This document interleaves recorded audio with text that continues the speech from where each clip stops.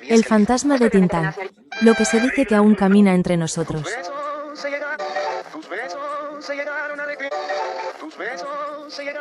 Buenos días, tardes o noches, donde te encuentres.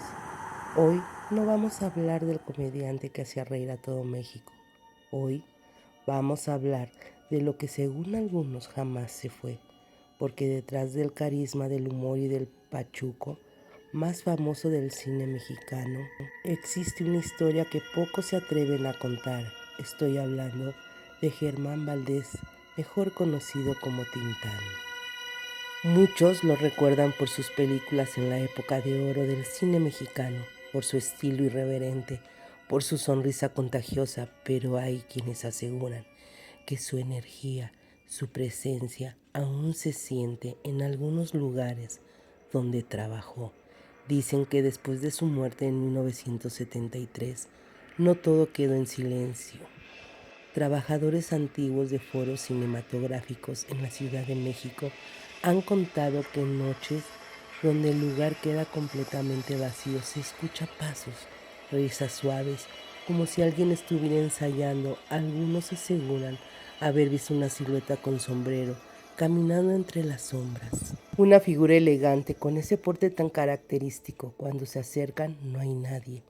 En antiguos estudios relacionados con películas de la época de oro, lugares donde actores como Pedro Infante y María Félix trabajaron, se cuentan muchas historias de apariciones, pero de las más repetidas es la del Pachuco, que no se quiere ir.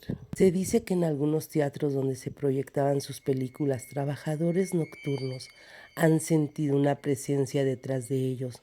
Uno de ellos relató que mientras limpiaba la sala vacía, escuchó aplausos lentos. Pensó que alguien había entrado, pero la puerta estaba cerrada. Cuando volteó hacia el escenario, vio por segundos una figura apoyada en una columna como observando. Parpadeó y desapareció. En el cementerio, en el lugar donde descansan sus restos, hay visitantes que aseguran que al tomarse fotografías aparecen sombras extrañas. Algunos dicen que han sentido una vibra distinta, no pesada, pero sí inquietante, como si alguien estuviera ahí. Mirando con curiosidad hay quienes creen que no es un espíritu oscuro, sino simplemente un alma artística que se resiste al olvido. En el mundo esotérico se cree que las personas con energías muy fuertes, carismáticas y magnéticas dejan impregnada su esencia en lugares donde fueron felices, y Tintán fue feliz en los escenarios.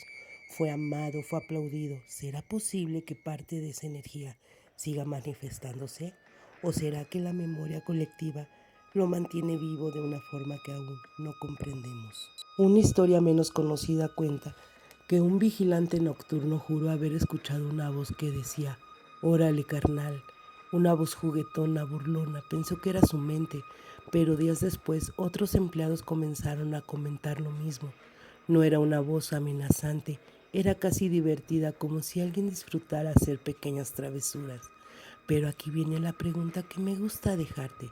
Si fuera un espíritu maligno, ¿no sentirían miedo? La mayoría de quienes describen las experiencias como extrañas, pero no aterradora, como si simplemente estuviera ahí observando.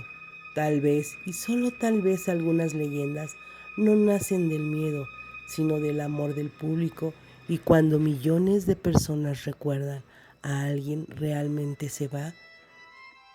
¿Tú qué opinas?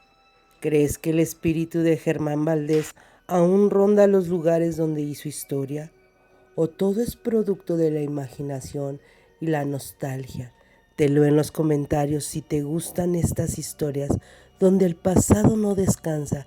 Suscríbete, activa la campanita y acompáñame en el próximo relato, porque a veces las leyendas no mueren, solo cambian de escenario.